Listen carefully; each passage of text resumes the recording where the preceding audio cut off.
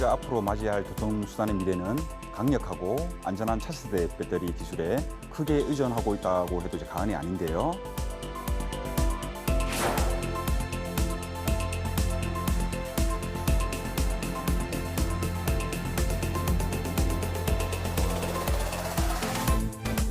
소형 배터리에서 발생하는 폭발과 화재는 우리가 아직 해결해야 할 문제들이 산적해 있음을 강조합니다.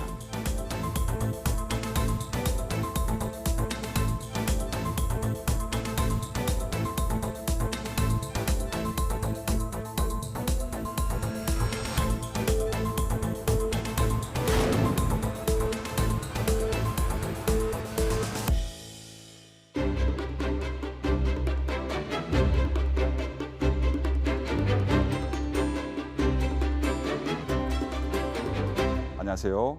오늘 제가 해드릴 이야기는 여러분이 한 번쯤은 들어봤을 수도 있는 전고체 전지, 리튬황 전지와 같은 차세대 전지에 관한 이야기를 해보려고 합니다.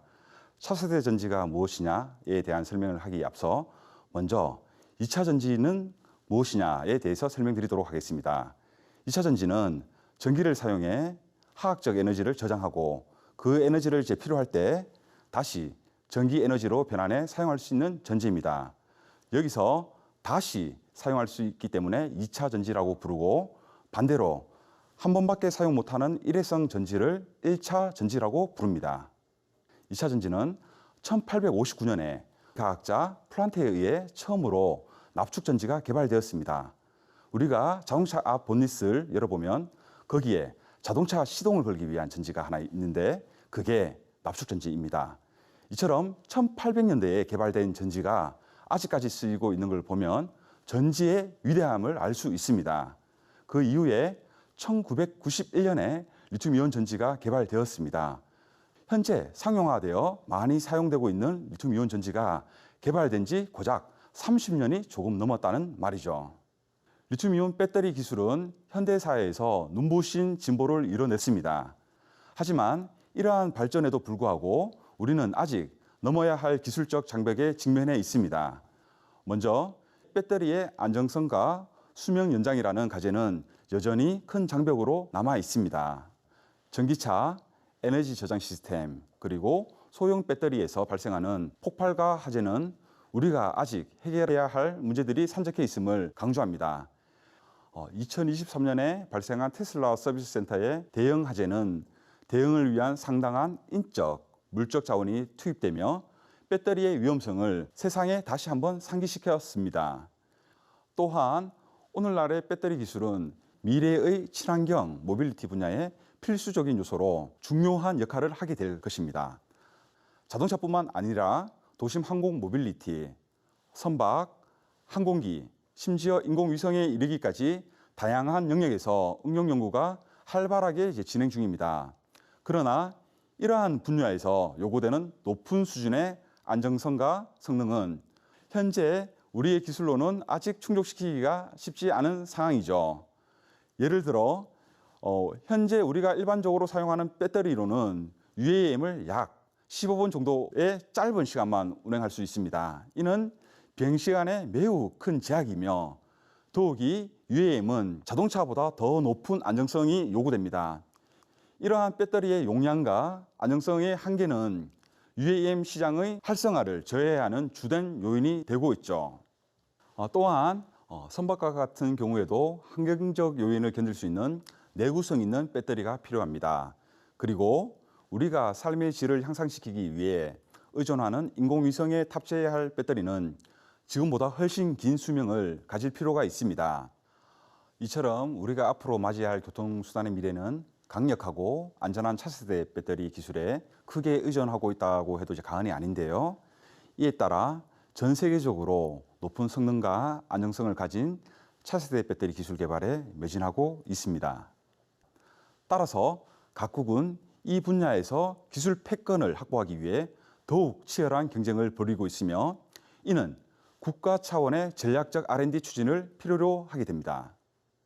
그러면 현재 어떤 차세대 전지가 전 세계적으로 주목받고 있을까요?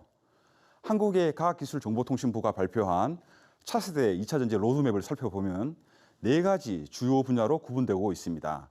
첫 번째는 비용 효율성이 높은 나트륨 전지, 두 번째는 고안정성을 자랑하는 전고체 전지가 있으며 마지막으로 고용량을 특징으로 하는 리튬 전지와 리튬 메탈 전지가 주목받고 있습니다.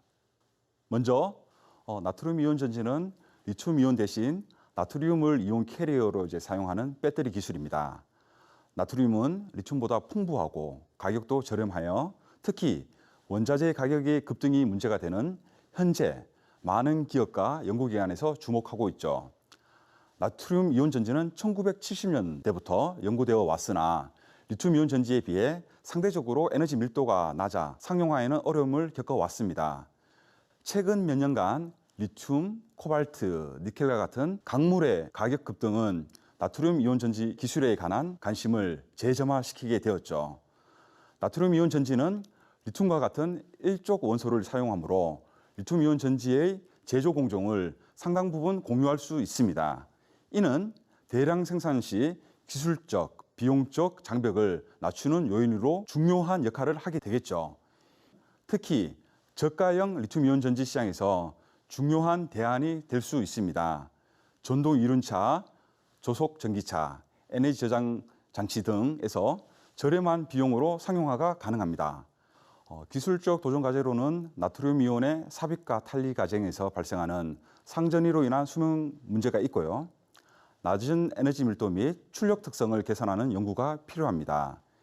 이를 위해 전극과 전해질 조성 기술, 저전압 탄소계 소재 개발, 전극 재료의 반응 메커니즘 및 동력학 개선 기술이 개발되고 있습니다. 전고체 전지는 기존의 리튬 이온 전지와는 다르게 액체 전해질 대신 고체 전해질을 사용합니다. 전지는 산화하는 반응을 통하여 화학 에너지를 전기 에너지 또는 전기 에너지를 화학 에너지로 변환시키는 장치로서 크게 보면 양극, 음극, 전해질로 구성되어 추가적으로는 두 전극 간의 전기적 단락을 방지하기 위한 분리막을 포함합니다. 이 고체 전해질은 유기물 형태의 액체 전해질과 달리 분리막 역할까지 할 수 있으므로 별도의 분리막이 필요 없는 전지를 구현할 수 있습니다. 이는 배터리의 안정성을 향상시키고 에너지 밀도를 높일 수 있는 재료를 추가할 수 있는 여지를 제공하게 됩니다. 기존 리튬 이온 전지의 경우 액체 전해질이 사용되기 때문에 온도 변화에 따른 증발이나 외부 충격에 의한 누액으로 인해 폭발이 발생할 수 있습니다. 하지만 전고체 전지는 이러한 문제를 해결하고 더 높은 안정성과 함께 디자인의 자유도를 높일 수 있습니다. 폭발 위험이 없어 안정성이 높고 분리막과 냉각 장치가 필요 없어 배터리의 용량을 개선할 수 있게 되죠. 고체 전해질은 크게 항화물계, 산화물계, 폴리머계로 구분됩니다. 항화물계 전해질은 전극과 전해질 간의 계면 접촉을 쉽게 형성할 수 있고 이온 전도도가 높습니다. 반면 산화물계 전해질은 전기화학적 안정성이 더 우수합니다. 폴리머계 전해질은 기존 액체 전해질 기술과 유사하여 활용도가 높고 제조 공정도 비슷하여 비용 경쟁력이 있습니다. 리튬 항전지는 양극 소재로 항을 사용하고 음극 소재로는 리튬 금속을 사용하는데요. 전지가 작동할 때 리튬은 리튬 이온과 전자로 분리되어 리튬 이온은 전해질을 통해 양극으로 이동하고 전자는 외부 회로를 통해 흐릅니다. 이 과정에서 전기 에너지가 생성되죠. 양극에서는 이 리튬 이온들이 항과 결합하여 항화 리튬을 형성합니다. 이러한 충전과 방전 과정을 통해 전지는 에너지를 저장하고 방출합니다. 리튬 전지의 가장 큰 장점은 무엇보다 높은 에너지 밀도입니다. 이론적으로 킬로그램당 최대 2600Wh의 에너지를 저장할 수 있습니다. 리튬 이온 전지보다 월등히 높습니다. 이는 더 가벼운 무게로 더 많은 에너지를 저장할 수 있다는 말이 됩니다. 전기차의 주행거리를 대폭 늘릴 수 있는 가능성을 제공하게 됩니다. 또 다른 장점은 원재료 비용입니다. 항은 매우 풍부하고 저렴하게 구할 수 있으며 비독성 물질이기 때문에 환경적으로도 이점을 가지고 있습니다. 이러한 점들로 인해 리튬 전지는 경제적이면서도 친환경적인 에너지 저장 기술로 주목받고 있습니다. 하지만 몇 가지 중요한 단점도 있습니다. 첫 번째로 리튬 전지의 수명 문제입니다. 충전과 방전 과정에서 생성되는 리튬 폴리설파이드가 용출이 되면서 점차 성능이 감소하는 문제가 발생합니다. 또한 리튬황 전지는 셀프 방전율이 높아서 보관 중에도 에너지 손실이 발생할 수 있습니다. 이는 전지의 안정성과 효율성을 저하시키는 주요 요인으로 작용하고 있죠. 이러한 문제들을 해결하기 위해 연구자들은 전해질의 개선, 전극 구조의 변경, 그리고 전극과의 계면을 최적화하는 등 다양한 연구가 진행 중입니다. 리튬 메탈 전지는 리튬이온 전지의 응극으로 사용되는 흑연 대신 순수한 리튬 메탈을 응극제로 사용하고 있습니다. 이는 기존 흑연 응극 대비 이론적으로 10배 이상의 저장 용량을 가지며 전기차와 같이 대용량 전지가 필요한 분야에서 큰 변화를 가져올 수 있습니다. 뿐만 아니라 흑연이 차지하는 물리적 공간은 단지 리튬이온을 저장하는 역할만 하지만 리튬 메탈은 이 공간을 전류를 생성하는 활성 물질로 채울 수가 있게 되죠. 이러한 특성 덕분에 리튬 메탈 응극은 동일한 무게와 부피에 대해 흑연 대비 약 50%더 많은 에너지를 저장할 수 있습니다. 하지만 리튬 메탈 전지는 몇 가지 심각한 문제점들을 가지고 있습니다. 특히 충전과 방전 과정에서는 리튬 메탈이 덴드라이트라는 나뭇가지 형상을 형성할 수 있습니다. 이 덴드라이트 현상은 전극의 부피를 팽창시키고 전극과 전해질 사이에서 반응을 일으켜 전지의 수명을 저하시키는 원인이 되고요. 내부 단락을 일으켜 화재나 폭발의 위험을 초래할 수 있게 됩니다. 이러한 문제를 해결하기 위해 많은 연구기관과 기업들이 다양한 방법으로 기술 개발에 힘쓰고 있습니다.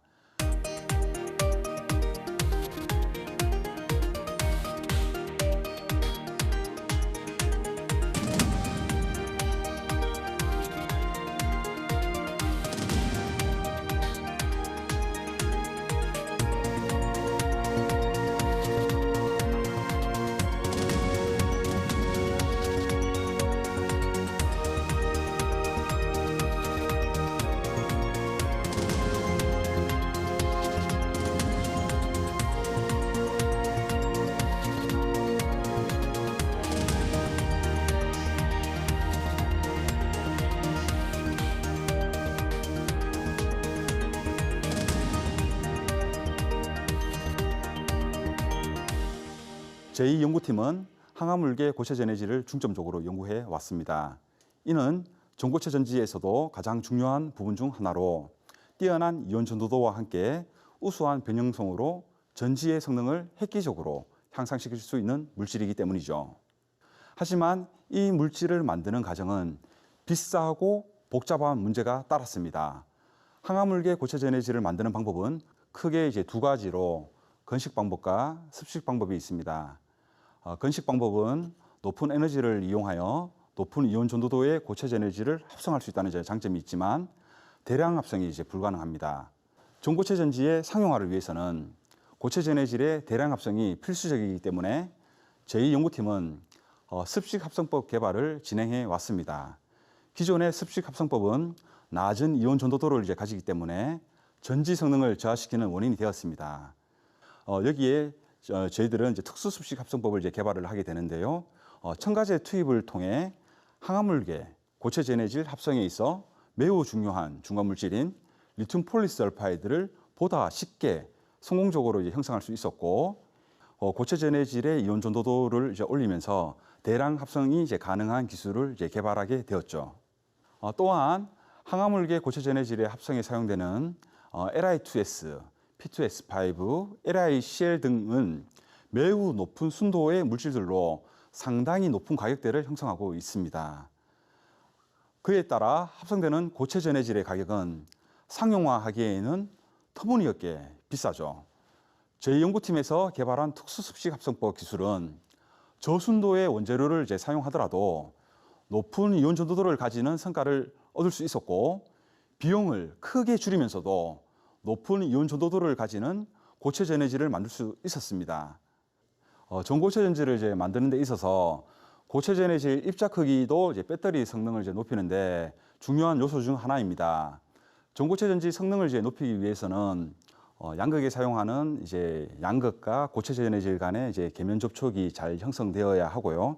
그리고 이제 입도가 작아야지 양극의 할물질의 양을 더 높이면서 이제 에너지 밀도도 이제 높일 수가 있습니다.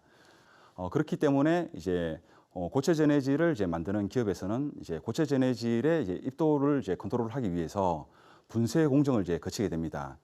이러한 이제 분쇄 공정을 이제 거치게 되면 제작 비용도 더 많이 들게 되고 이제 고체 전해질의 이제 성능도 이제 떨어지는 문제점들이 있게 되죠. 여기에 저희 연구팀은 출발 물질인 이제 Li2S의 크기를 이제 컨트롤을 하게 되는데요.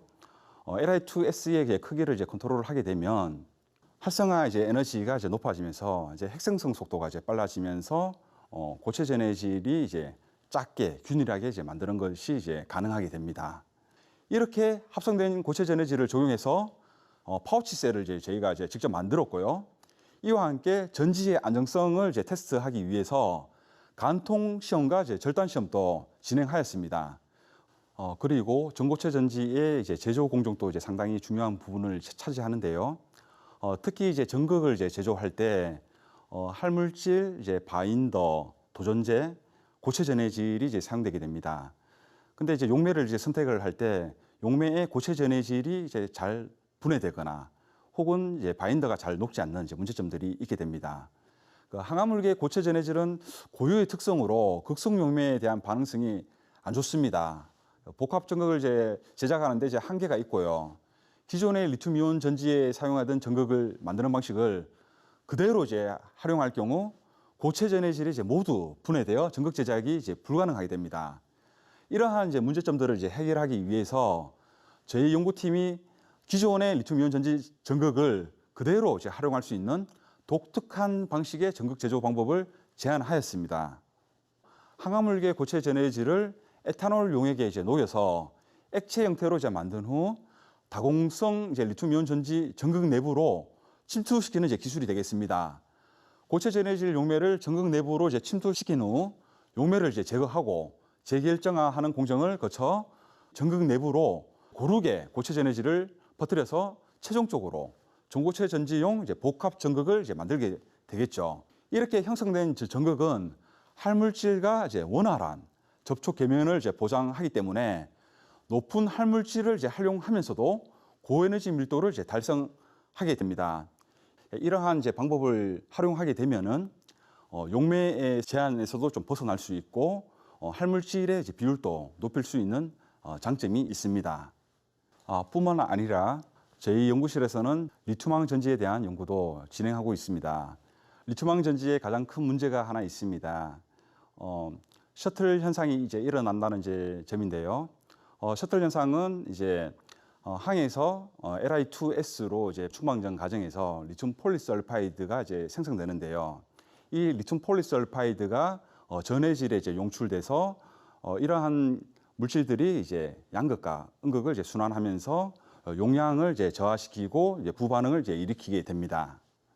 이제 이러한 이제 문제점들을 이제 해결하기 위해서 저희 연구팀은 이제 비표면적이 넓은 탄소재를 이제 활용하게 되고 여기에 추가적으로 피 같은 원소를 이제 도핑하여 물리적으로도 리튬 폴리설파이드를 이제 캡처링하고 화학적으로도 리튬 폴리설파이드를 이제 캡처링하는 이제 연구를 진행하고 있습니다. 이러한 이제 성과들이 내구성을 이제 어느 정도 이제 확보하게 되고요. 추가적으로 CNT와 CNF 같은 이제 소재들을 이제 활용해서 바인더 프리 그리고 이제 집전체 프리 같은 이제 고용량의 이제 전극을 이제 만드는 연구도 저희들이 진행을 하고 있습니다. 또한 에너지 밀도를 높이는 것이 중요한데요. 여기서 이제 말하는 에너지 밀도는 단위 무게당 갖는 에너지이며 이를 높이기 위해서는 가볍게 하거나 더 높은 에너지를 갖도록 해야 합니다. 보통 전극 제작을 위해서 주로 채택되는 이제 방법은 액체 형태의 이제 슬러리를 알루미늄 호일과 같은 집전체에 균일한 두께로 도포하는 방법을 사용하는데요. 이때 사용되는 집전체는 높은 무게 비중을 가지고 있습니다. 또한 슬러리와 집전체가 잘 붙어 있을 수 있도록 풀 같은 역할을 하는 바인더라고 불리는 고분자도 이제 사용하게 되는데요. 이 고분자는 이제 절연성이기 때문에 전도성 측면에서 좋지 않는 성능을 이제 보이게 됩니다. 그리고 바인더를 이제 사용하더라도 전극을 접거나 구부리는 등 기계적인 힘을 가한 변형 상태에서 쉽게 탈리되는 현상을 보이게 됩니다. 저희는 이러한 현상을 줄이기 위해서 섬유 구조의 CNT와 CNF 혹은 다양한 종류의 CNT를 사용하여 집전체 및 바인더를 사용하지 않으면서도 기계적 유연성이 훌륭한 프리스탠딩한 전극을 제작하였습니다.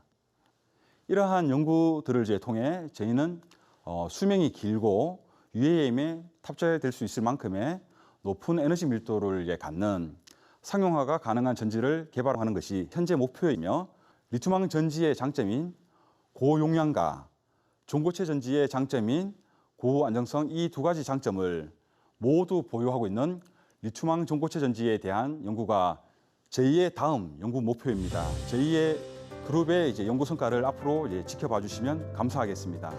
감사합니다.